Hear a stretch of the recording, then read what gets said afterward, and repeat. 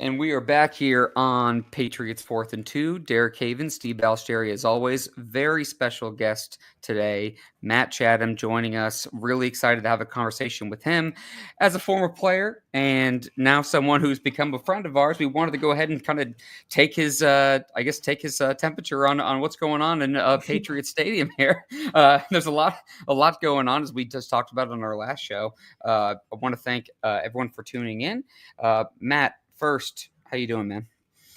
Doing all right, man. Stress life, entrepreneur, kids are crazy. Like we talked a little bit off air, it's just Yep. nonstop. So I'm happy we could sneak in this little session. It should be fun. Yeah, He's no, I also appreciate my sensei for barbecue stuff. Yeah, it. that's my life these days, Steve. But you know what? I woke up this morning to snow. I was ready to send out all the tweets and start doing sort of the push ad stuff for the company. I'm like, are people going to be barbecuing this weekend? I don't know. We're getting like rain all the way through the weekend in New England in like 30s. I'm like, oh, I think maybe we're still off another week or two here. I So will. I know you. I know we're a little time crunch today, but I will definitely be talking to you soon after this because I am barbecuing still here in yeah, Scottsdale, Arizona. okay. Although it's always hot here. Oh, it's year It's round, baby. Yeah, yeah, yeah. Oh yeah, so that's how it goes. So we will talk about that a different time, unfortunately. All right. Anyway, so just wanted to jump into it again because I know we are time crunch. So give me your take, Matt, on Mike Vrabel becoming the head coach. You played with him. How do you think he's going to translate from being a player to a head coach in his second stint for the Patriots and where they currently are? Well, I think the beauty of this, as a former teammate of his, it's a different kind of question. Obviously, we got those questions when he first got the gig in Tennessee. Sure. How do I know Mike? We all know how he was, as an Ohio State assistant, as an assistant in Houston. And it's sort of projectionism, I guess, at that point about, hey, how's Mike going to do running the show? We that's been answered, right? And I think one of the things that Mike benefited from, and he's spoken at length about this himself, he got out of the ecosystem a bit, right? And I think that's, in my guess, my view, is going to help him quite a bit because the NFL is such sort of a broad, I don't know, network, I guess, of different guys who've come from different, trees and different systems and things like that. And I guess with the Gerard situation, Gerard Mayo outgoing, it's probably the thing he didn't have, right? And it's something that, we make these guesses. How's the guy going to be based on, he's Mm-hmm. smart and he remembered his plays well and he Yep. studies great and he's a great communicator and everybody loves him. And I mean, you can often say that about a lot of guys, although I would say Vrabe is unique in that regard. But the one thing that I think that's a little different, contrasting, I guess, in those two situations is, Gerard went and did a little something non-football for a while post-career, and then, was an assistant for a few years, and then, hey, now you're a head coach. And that's not the trail that Mike went down, and I probably benefited him, quite frankly. So you hear how reverent guys that were in Tennessee, how they speak of Mike. And I think that kind of tells you all you need to know. I don't know him as a head coach. I presume he'd be great at it. I know how Mike is in the meeting room. I know Mike is out for drinks. I know how Mike is, in the locker room and all those kinds of things. And of course, and on the field too, of course. But how he is in that role, it's a projection, except for in situations like this where you get a guy that really did a great job in a not great situation. So I think he's going to, continue to excel, and we all kind of look forward to how he's going to build this thing. Yeah, so I mean, what's your, just kind of tying into that? What's your take with how things went with Gerard Mayo last year? I don't want to turn this into, Steve and I have talked about this Yeah, several times over the awesome. past, Yeah, ad nauseum. Thank you. Yeah, yeah. and I don't want to turn this into like us just dumping on him because I don't think that's fair. But I just kind of want to get your take on what kind of you think in your mind happened last year, being outside of the locker room for that, and how you think the transition is going to go to this. If you have any thoughts on that as well. Well, I guess again, I can kind of use the situation Mike has to contrast it with what Gerard did, and because Gerard was in Belichick's system for those years, he was an assistant and had not yet risen to sort of the coordinator, like full autonomy kind of level. Um, it's the network you build, right? And I think that's what gives you the best chance. Like, can you go out and make 30 phone calls, or 15 or 18 or whatever to guys that this is the one I want in that role because I've witnessed them, right? I've worked with them. I know Mm-hmm. exactly what they can do. And can I also draw in uber experienced guys who want to work with me because they know about me, and or we've crossed paths at some other point at some other place in the NFL or college, and that's what Gerard didn't have. It's not his fault. It's just kind of reminded me a little of the remember when McCown, the quarterback, was it Josh Josh McCown, McCown? yeah. When he was out there, like sort of right at the tail end of his career, and people said, "Hey, such a smart guy, one of the smartest players we ever coached. He'd be a great coach." And he was, I believe, out like actually doing head coaching interviews, right? I think for Houston, if I'm not mistaken, before the other linebacker, who's the head coach there now, if I'm blanking on the name. Yeah, same. I blank on names all the time. Steve, we've been doing that lately, like too many shows. We I really know, need to dial. We really need to old dial. timers disease. We here. really need to. It's really I'm getting old. I turned 35, and apparently I just can't remember anybody's name. Baby, So. baby. But I guess the point is, in any of those situations, um, it's football, right? You're not asking him to be the head coach of a basketball team with really 8 to 12 guys that he uses. You're asking him to coach football, which is an administrative role. It's not there's a coaching component to it, obviously, that's super important, but it's an administration role, man. And if you've never done administration, first year admin role in one of the 32 biggest of these kind of companies in the world, that's something you got to work your way into. And it's not a knock on Gerard. It's just the situation, right? And I think even with Mike was sort of much longer in the tooth in his other different kind of roles to build up to that point, to then have the Rolodex ready to go to call some different people, fill out a staff. Because I really do think we learned. It's not like this isn't something I knew 5 years ago, 10 years ago. I'm learning with everyone else that, that's tough to pull off if you're surrounded by a bunch of newbies while you're being a newbie yourself.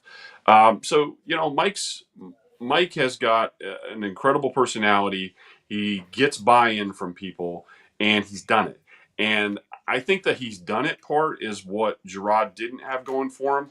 And I think of this a little bit in business. Like, with my company, we're a rub company, and there are certain circumstances that I have to turn down. Certain retailers where, hey, there's this giant chain in such and such state and they're interested. I can't support that though. Like, what if I get a one cycle buy? What if we fill up the shelves in 300 stores at this place and we buy through once and I can't support it from over here? I don't have the sort of support staff around me to pull that kind of thing off. So sometimes you have to say no until it makes best sense to do it. So we've grown to 400 stores here slowly.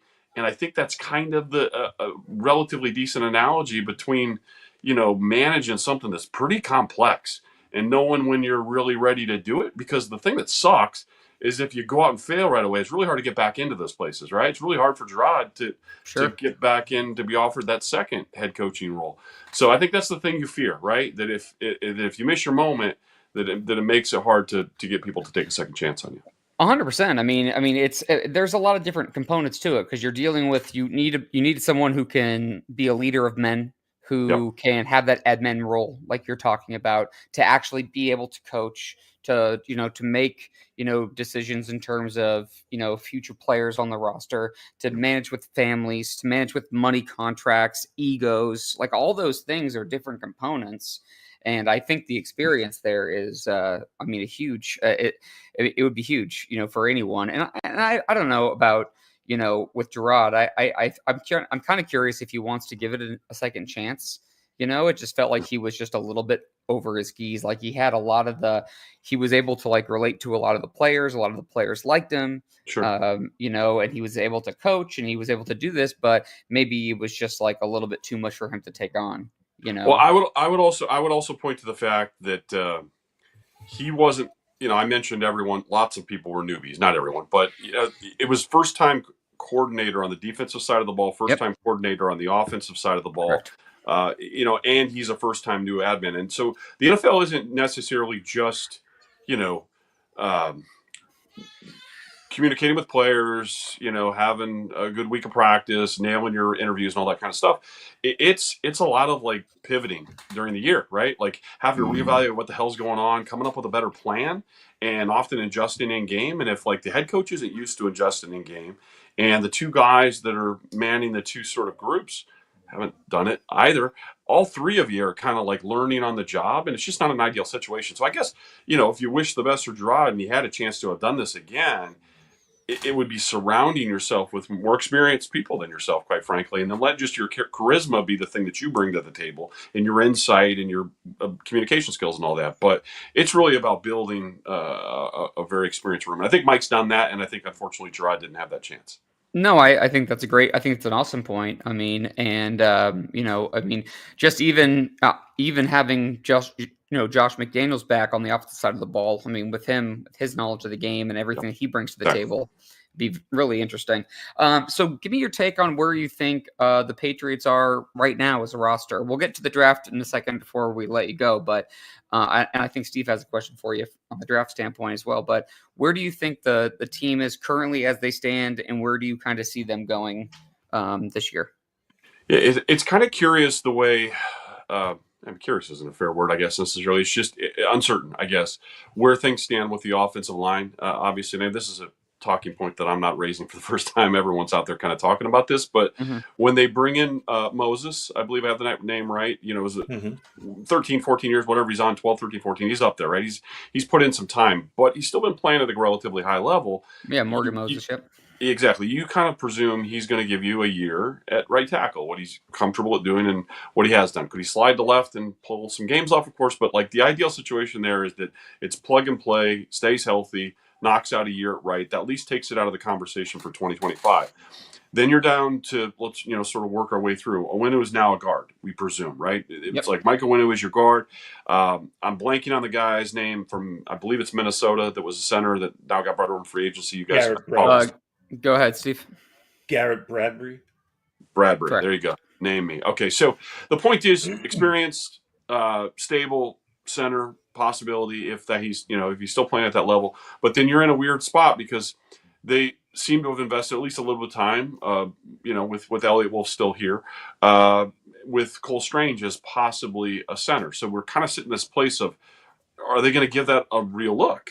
Quite frankly, we're going to go to camp here post draft, and is Cole going to have an opportunity to actually, compete for that center thing? Because if you're looking out 6-8 years, Cole might be really well, sort of built for that role, but you kind of don't do that kind of veteran contract that they did with the Bradbury guy if you don't expect him to be the center. So now it's like, okay, they want Cole to stick at left, I guess.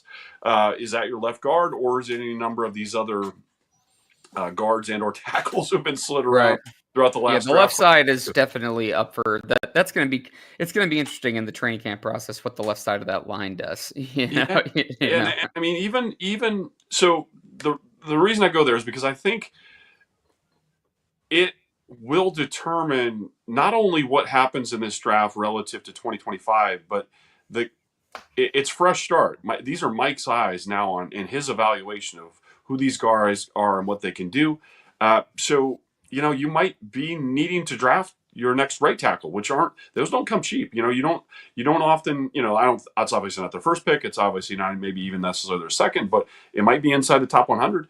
I mean, because it's not the kind of thing unless you're expecting a year from now to be using hopefully a much later first round draft pick on a right tackle. Because I mean, that's a very, very important position. So I think there's a lot of intrigue about how that all falls with the offensive line. Because you look around the NFL and most left tackles come early and they come in the first round. I mean, it's possible to swing on a second, of course. There's a few examples out there where that's happened, of course. It's possible to even hit on a fifth occasionally or something, right? But usually people's left tackles are the first, second, or third guy, maybe fourth at the absolute extreme that come in a class. And you just don't find fifth and sixth and sevenths to become left tackles for generations. It just doesn't happen. So I tend to think that the left has to be addressed with a high value pick, and the right, even though it might not play for you this year, might have to be addressed as well. And then you just hope that somewhere in that porridge is a left guard answer. And maybe it's, maybe Landon, who played some right and it goes over to left, and blanking on right tackle from Penn State's name. Aiden Wallace. Yes. Wallace, I presume, would have a chance here to battle a little bit with Moses, and they'd probably love it. They'd suck up the number on the veteran as some insurance there if he ascends and takes the job over. But you don't know what Mike's evaluation of him is. It might be entirely different than what the previous crew was. So I just think there's so much uncertain with that line.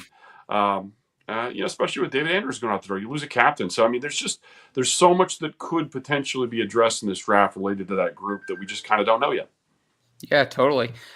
Before I have Steve ask you a draft question here, what's your take on Drake May? What are your thoughts on him? So, very encouraged, I guess, from what we saw. I'm not necessarily going into the, hey, you've got your all pro guy. You're ready to go. It's over. I mean, I think it's more of a situation where you couldn't have asked for more. Does Hmm. does saying that you couldn't have asked for more mean pencil him into the second contract? No, this is now when the growth has to happen. This is now Yes. when sort of the take over the organization thing has to happen. You can't have a step back year, or you have, now that becomes a question again. So it has to be nurtured well. Yeah, but it doesn't, like I think we did a little bit with the Mac Jones stuff. There's no crowning. There's a Yeah. lot of work to now be done, especially because, and I think some patience will be warranted, because he's learning a new offense, and Josh's offense is meant for you to be a doctorate. It's built.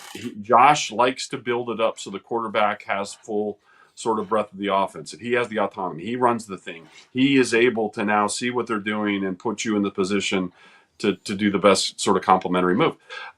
So that's not like an entry level spot, and I think maybe that's in part why Josh had some trouble at other places, because he didn't have a guy that could handle that necessarily. Yep.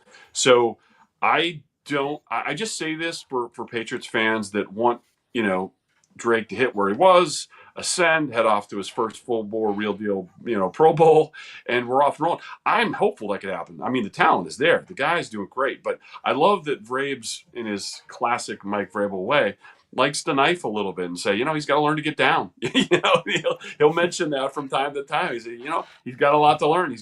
We think he can thrive in Josh's offense, but we need to make sure he's out there every week, and it's smart football. So Drake's going to have to protect it. That's something that Mike is absolutely going to be hammer, maybe more so even than the previous group did.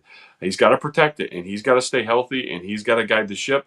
But I don't think they're in a situation where, hey, Drake, go win us a ball game. We need to win 45-40 today. I don't think Mike's going to like that. I don't think he wants that. I think he wanted to build himself a defense that is going to keep him in games. And, Drake, you guys go get us 20 points, and that should be a win. Yeah. And if you get us 27 on the year on average, or 26, hey, we're cooking with rolling. gas. But Yep. I don't think we are now put Drake on the billboard. Of course they will, because that's how we market this stuff. But I don't think it's like Drake's got to pull the group along to victories kind of thing. I don't think that's why you hire Mike Vrabel necessarily. Yeah, no, I'm actually all great points. I'm actually fascinated to see how Josh incorporates Drake into his offense and having Yep. that mobility that he brings to the table too.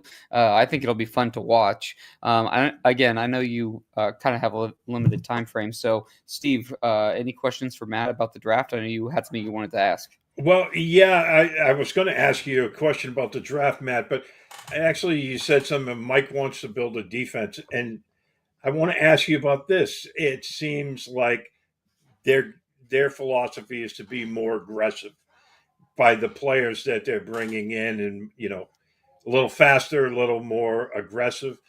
Having played linebacker, it seems like there's going to be a bunch of new linebackers starting this year. How difficult is that to put together? I mean, you were on that '01 Patriots team, Yeah. where they brought in some new moving parts. How difficult is that for a new head coach to put together that linebacker room? Well, I think we will learn a lot more in. Mike is brought up in and has coached a lot of three man fronts, a lot of 3-4 stuff, which you can do the 3-man front stuff in sub as well. It doesn't have to be just in regular. But the idea, though, that when he starts looking, here's an example: when you start looking through the draft stuff and start talking about edge guys, you'll see several guys. Oregon's got a guy. I think it's Birch is his name.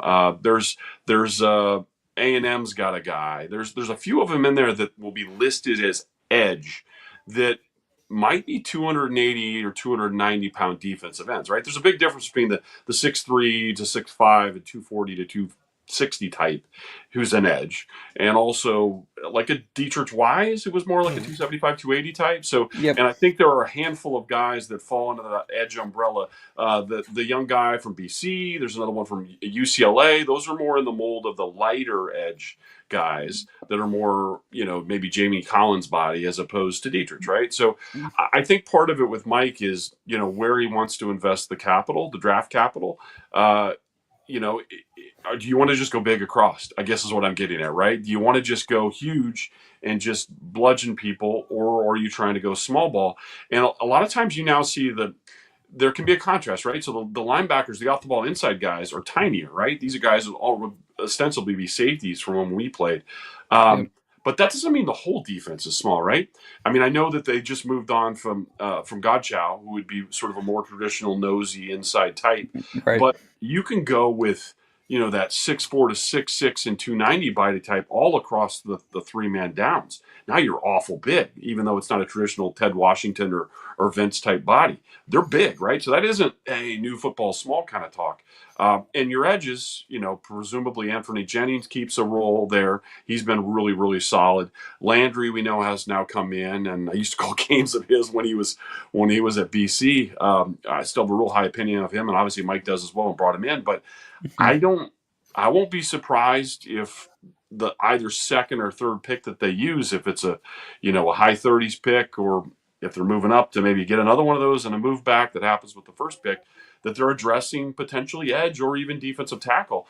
And some of the defensive tackle spots, there's a guy at South Carolina, there's Missouri, there's a handful of dudes out there. I'm not trying to name check everyone, but I'm just saying that there are body types in some of these roles that may say 6'4", 310, and is that a Seymour edge, or is it a straight defensive tackle? So as much as talking about aggressiveness, I think versatility is something that Mike is really, really going to champion, because he just believes in it. He was that kind of player himself, and I think he does have to build it front to back, and that's going to be the challenge. 100%. Do you have time for one more question? I got time. Let's keep rolling. All right, cool. So, let me ask you this: if you're playing more, like Bill always had like that 2-gap scheme, for the defensive linemen.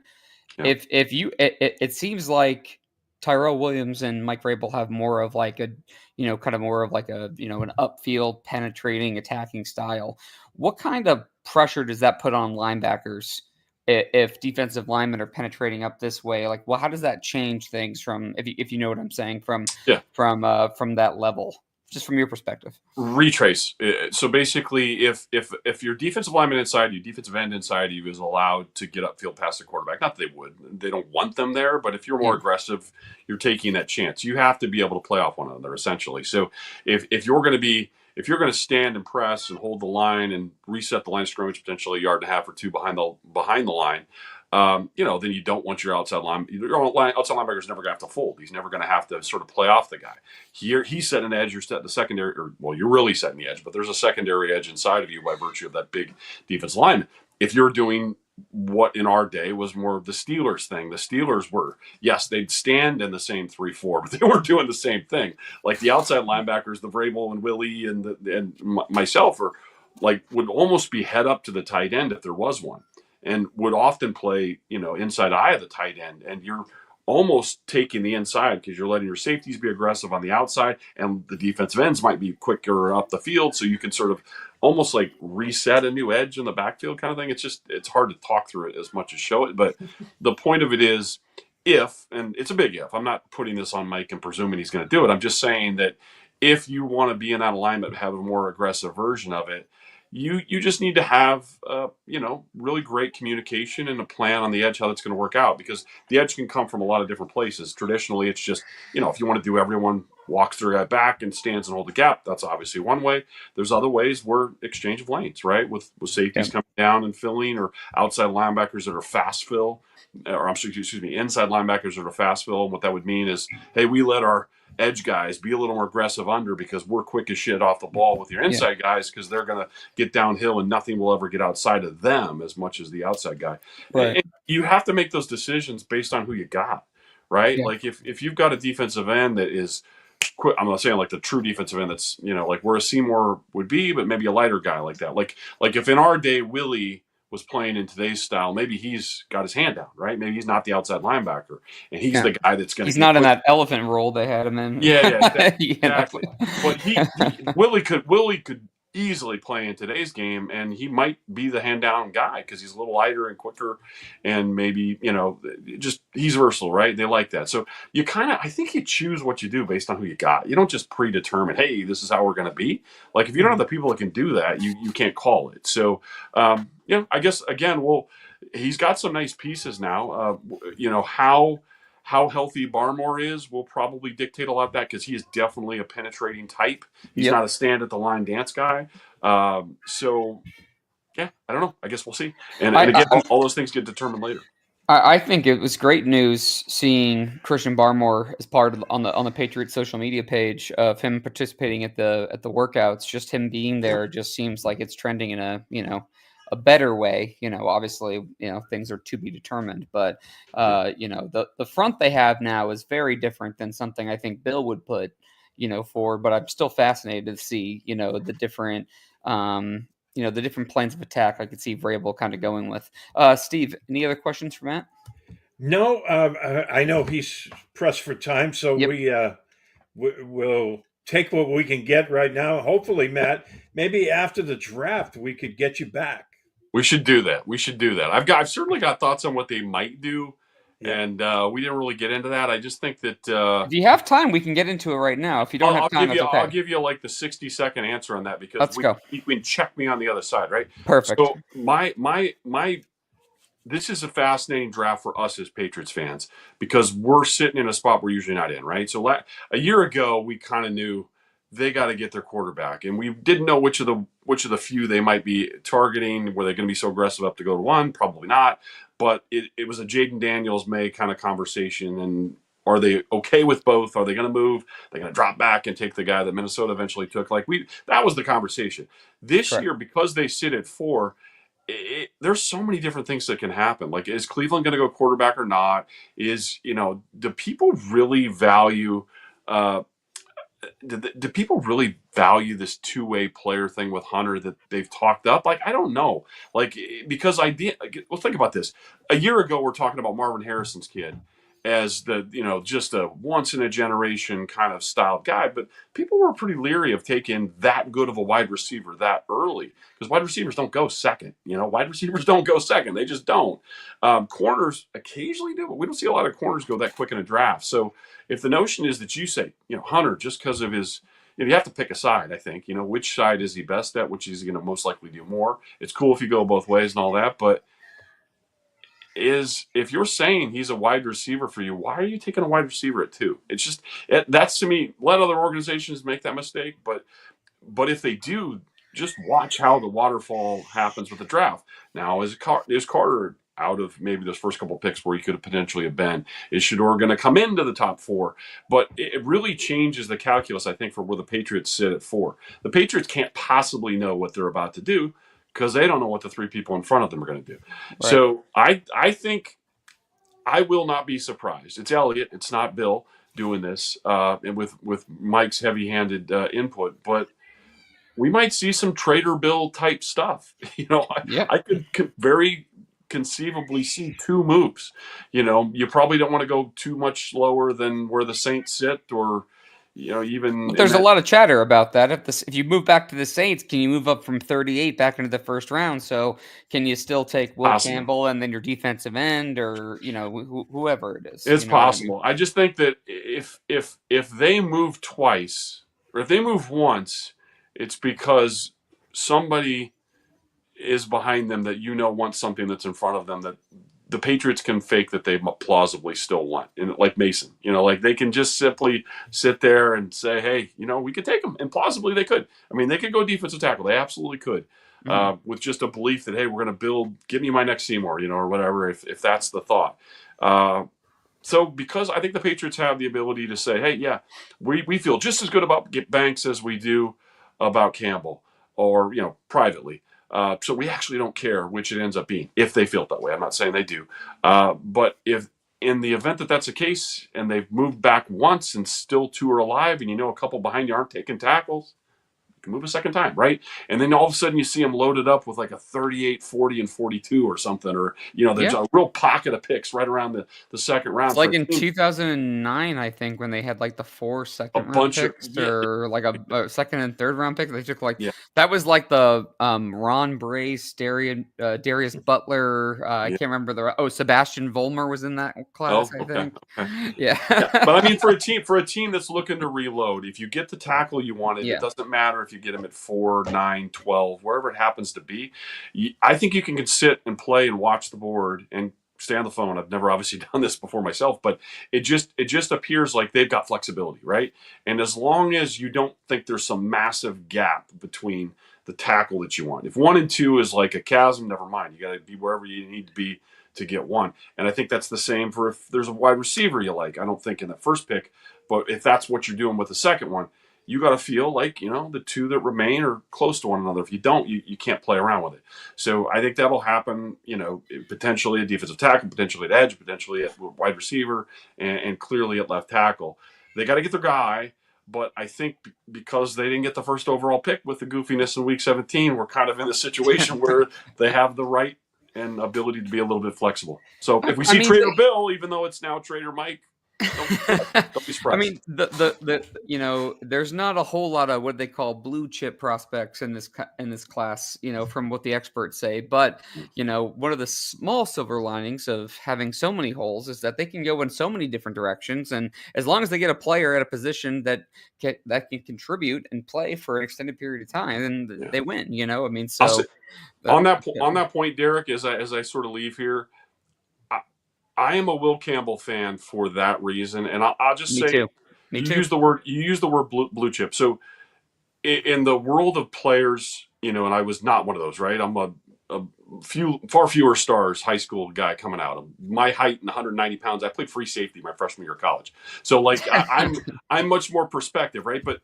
there are these people that are out there. We all know, if you're a good high school player coming out now, that top 15 to 20 players that have been going to all the camps, have been playing around the country, who are the 5 stars, right? And Mhm, Will Campbell was a 5-star. Will mhm. Campbell was the guy in his particular high school class that could have just pricked a pen on the map and said, "I'll play at USC, I'll play at Georgia, I'll play at who wants me, right? Michigan, Ohio State. I'll take LSU because I'm from there." Like that, he was that guy in his class, and that doesn't guarantee you NFL success, right? Because there are those type of guys at all positions every year. The difference is when the 5-star guy then goes and has an AP All American, top role with the top program kind of thing in the SEC. Okay, then the 5-star was validated, right? And those kind of guys are different. That's like Laramie Tunsil. He was one of those. Yep, Tyron Smith was one of those. yep. When you have a guy that was the best at high school and everybody thought he was going to be the best, and then turns out to be the best in college, I don't really care about the strength of the rest of the class.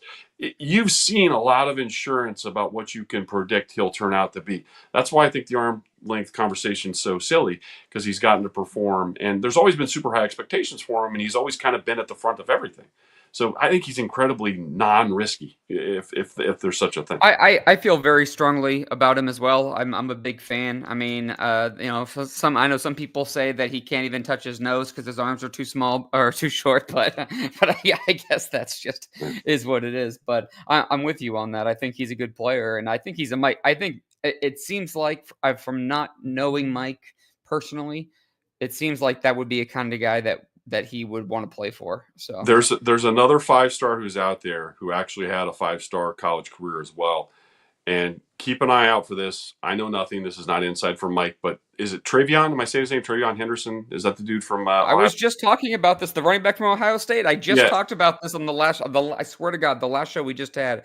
So We all talked about that, as I think it'd be textbook perfect for Josh McDaniels' offense too. yeah, so the reason I bring him up is because I believe this is correct. If not, I'm sure Mike could give a shit about it. But I don't think Mike took any Ohio State guys when he was in Tennessee. Now, Mike's not doing the picking then, right? And I'm not saying he's necessarily picking over Elliott now, but our understanding is that he's got a lot more personnel influence, right? Sure. I wouldn't be the reason I brought that guy up is because he was the 5-star of his high school class. He was the I can pick my school guy. Of all the class of running backs in that particular year. Now he was in a back share situation at Ohio State. That kind of happens because they've got, I mean, it's like an all-star team that you're on anyway. Yep. But 5 stars that then prove, yes, I was right to be the most coveted guy, that then become available in a draft. It's hard to go past those, especially when they're Buckeyes, and Mike's going to have an affinity for them. So I wouldn't be surprised if there's an outside linebacker as a defensive end from Ohio State that's going to be available. I don't think they'll get down to the world of Simmons as a tackle, but Ebuka, am I saying his last name right? The wide receiver, Ebuka. Amika Mbuka. Ebuka. Yeah.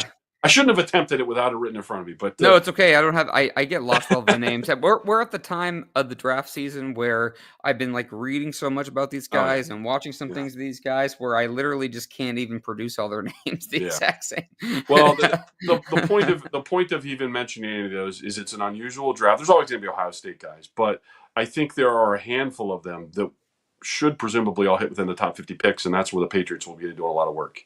And you've got a guy, Mike, who never got an opportunity to take those guys when he was in the other spot. Maybe he does now. I mean, it'll be something worth keeping an eye on. 100%. Well, Matt, thank you so much for your time today. I could keep talking to you, but I don't want to chew too much more of your time. So maybe I'll just reach out to you.